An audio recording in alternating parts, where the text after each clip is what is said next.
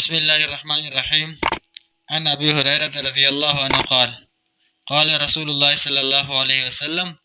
سبعة يظلهم الله في ظله يوم لا ظل إلا ظله: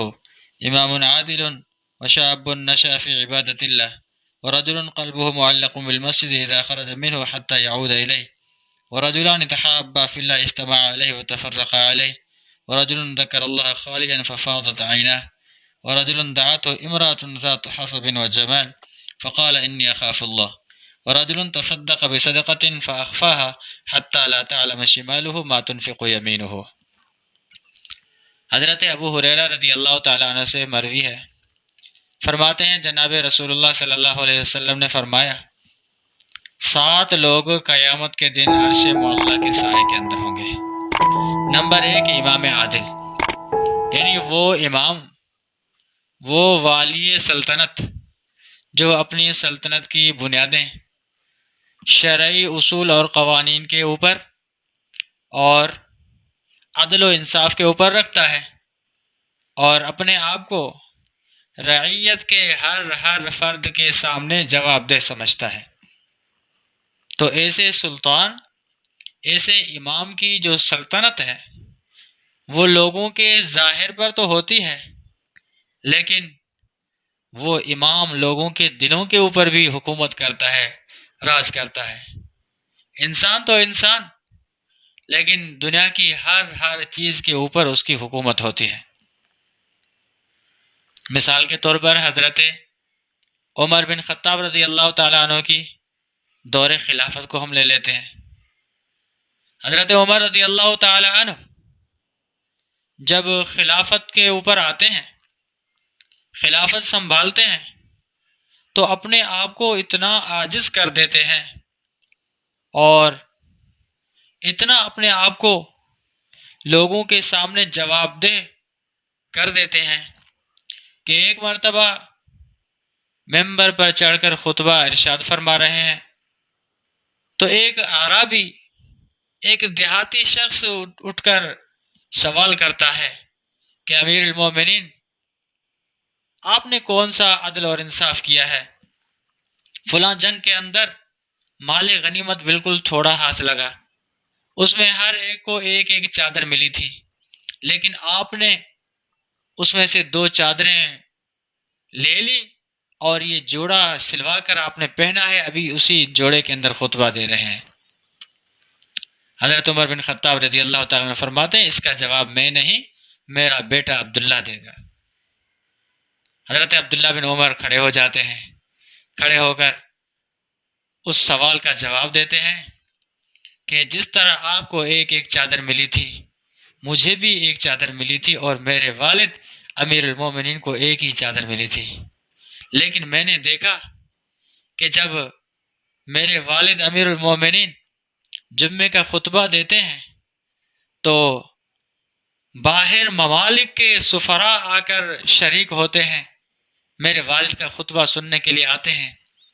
اور خطبہ دیتے وقت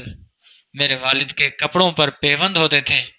تو مجھے حیا آتی تھی، اس وجہ سے میں نے اپنے حصے کی جو چادر تھی وہ اپنے والد کو دے دی تاکہ ان کا صحیح جوڑا بن سکے اور جمعے کے دن پہن کر جمعے کا خطبہ صحیح طرح سے دے سکیں۔ تو امیر المومنین نے آپ کے ساتھ کوئی ناانصافی نہیں کی، ان کو بھی ایک ہی چادر ملی تھی، باقی میں نے اپنے حصے کی جو چادر تھی وہ ہدیے کے طور پر دے دی۔ خود حضرت عمر بن خطاب رضی اللہ تعالیٰ عنہ کبھی کبھی خطبے کے اندر پوچھتے ہیں کہ اگر عمر کو تم حق سے ہٹتا ہوا، روگردانی کرتا ہوا دیکھو تو عمر کے لیے تمہارا کیا فیصلہ ہوگا؟ تو ایک دیہاتی اٹھتا ہے، اٹھ کر کہتا ہے کہ عمر، تو کیا سمجھتا ہے؟ جب تک تو حق کے اوپر گامزن ہے، حق کے اوپر چل رہا ہے، تب تک تو ہماری جان، ہمارا مال، سب کچھ آپ کے اوپر قربان ہے، لیکن جس دن حق سے روگردانی ہوئی تو میری یہ تلوار ہے، یہ آپ کو سیدھا اور راہ راست پر لائے گی۔ تو حضرت عمر رضی اللہ تعالیٰ اللہ کا شکر ادا کرتے ہیں، الحمدللہ اللہ تعالیٰ کا فضل ہے کہ اللہ تعالیٰ نے اس امت کے اندر ایسے افراد پیدا کیے ہیں، ایسے لوگ پیدا کیے ہیں کہ عمر کو حق سے ہٹتا ہوا نہیں برداشت کر سکتے۔ تو ایسے لوگ جن کی سلطنت عدل اور انصاف پر قائم تھی، اصول شرعیہ کے اوپر قائم تھی، تو ان کی حکومت کا عالم یہ تھا، جڑیں اتنی مضبوط تھی کہ مدینے کی سرزمین ہلتی ہے، زلزلہ آتا ہے تو امیر المومنین اپنا عصا، اپنی لاٹھی زمین کے اوپر زور سے مار کر کہتے ہیں کہ اے زمین، اگر تیرے اوپر عمر نے عدل اور انصاف کیا ہے تو تجھے ہلنے کا کوئی حق نہیں ہے،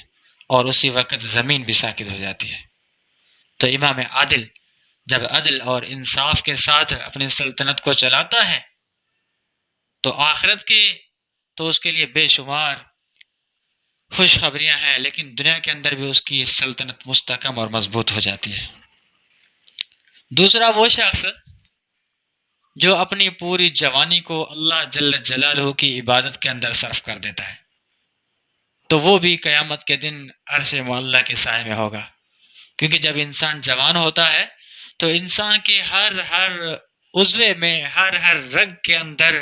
ایک ابھار ہوتا ہے، جذبات ہوتے ہیں، اور گناہ کا داعیہ ہوتا ہے۔ نفس امارہ ہر وقت اس کو جھنجھوڑتا ہے اور گناہ کی طرف مائل کر رہا ہوتا ہے۔ اس کے باوجود اپنے تمام جذبات کو پست کر کے، شیطان کو، نفس امارہ کو پست کر کے، زر پہ کاری مار کر جب اللہ کے در پر گرتا ہے تو اللہ جل جلالہ کو وہ اس کی عبادت اتنی پسند آتی ہے کہ اللہ جل جلالہ قیامت کے دن اس کے اوپر خصوصی اپنا فضل فرمائے گا اور اپنے عرش کے سائے میں جگہ دے گا۔ کیونکہ بوڑھا ہو جانے کے بعد، پیری کے بعد اگر بزرگ بن جانا، پرہیزگار بن جانا، یہ کوئی کمال کی بات نہیں ہے، کیونکہ پوری دنیا اس کو ناکارہ کر کے چھوڑ دیتی ہے، بلکہ اس کے تمام جو اعضاء ہیں جسمانی، وہ بھی اس کا ساتھ نہیں دیتے، ڈھیلے پڑ جاتے ہیں۔ اس وجہ سے کہا جاتا ہے در جوانی توبہ کردن شیوہ پیغمبری، وقت پیری گرگ ظالم میں شد پرہیزگار۔ جوانی کے وقت توبہ کرنا ہی پیغمبری شیوا ہے، باقی بڑھاپے کے وقت جو درندہ ظالم بھیڑیا ہوتا ہے وہ بھی تو پرہیزگار بن جاتا ہے۔ تو بوڑھا بن جانے کے بعد پرہیزگار بننا، متقی بننا اور اللہ کے در پہ آنا، یہ کوئی کمال کی بات نہیں ہے۔ اسی وجہ سے کہتے ہیں نا، جب جوانی کی جو 2 رکعتیں ہیں ان کے اندر جو ثواب ہے، جو کمال ہے، وہ بڑھاپے کی 100 رکعتوں کے اندر بھی نہیں ہے۔ تو دوسرا وہ شخص جو اپنی جو جوانی ہے وہ اللہ کے عبادت کے اندر صرف کرتا ہے تو وہ بھی عرش معلیٰ کے سائے میں ہوگا۔ نمبر 3، تیسرا وہ شخص جو نماز پڑھ کر مسجد سے باہر نکلتا ہے لیکن پھر بھی انتظار نماز کا ہوتا ہے اور مسجد کی طرف اس کا دل اٹکا ہوتا ہے، تو یہ بھی قیامت کے دن عرش معلیٰ کے سائے میں ہوگا۔ چوتھا، وہ 2 شخص جو محبت بھی اللہ کی خاطر کرتے ہیں تو نفرت بھی اللہ کی خاطر کرتے ہیں، تو ایسے لوگ بھی اللہ کے عرش کے سائے میں ہوں گے۔ جیسے دوسری حدیث کے اندر آتا ہے، من اعطى للہ ومنع للہ واحب للہ وابغض للہ فقد استکمل الایمان۔ جس نے محبت بھی اللہ کی خاطر کی، نفرت بھی اللہ کی خاطر کی، اور کسی کو کچھ دیا تب بھی اللہ کی خاطر، اور کسی سے کوئی چیز روکی تب بھی اللہ کی خاطر، تو اس کا ایمان مکمل ہو گیا۔ تو ایسے لوگ بھی قیامت کے دن عرش معلیٰ کے سائے میں ہوں گے۔ نمبر 5، وہ شخص جس کو ذات حسب و جمال، ایک حسین عورت، بڑے خاندان کی عورت گناہ کی طرف بلاتی ہے، مائل کرتی ہے، گناہ کے سارے اسباب بھی موجود ہیں، معنی شرعی معنی طبعی بھی یہاں پر موجود نہیں ہے، اس کے باوجود اللہ کا خوف دل میں رکھ کر کہتا ہے اخاف اللہ، مجھے اللہ کا خوف ہے، میں اللہ سے ڈرتا ہوں، اسی وجہ سے گناہ کے قریب نہیں آ سکتا، تو ایسے شخص پر بھی اللہ جل جلالہ کا خصوصی رحم اور کرم ہوگا، اور قیامت کے دن اللہ جل جلالہ کے عرش کے سائے میں اس کو جگہ ملے گی۔ آخری وہ شخص ہے جو صدقہ دیتا ہے لیکن اس طرح مخفی رکھتا ہے صدقے کو کہ جب دائیں ہاتھ سے صدقہ اٹھا کر دیتا ہے تو بائیں ہاتھ کو بھی نہیں پتا کہ اس نے کیا دیا اور کیا نہیں دیا۔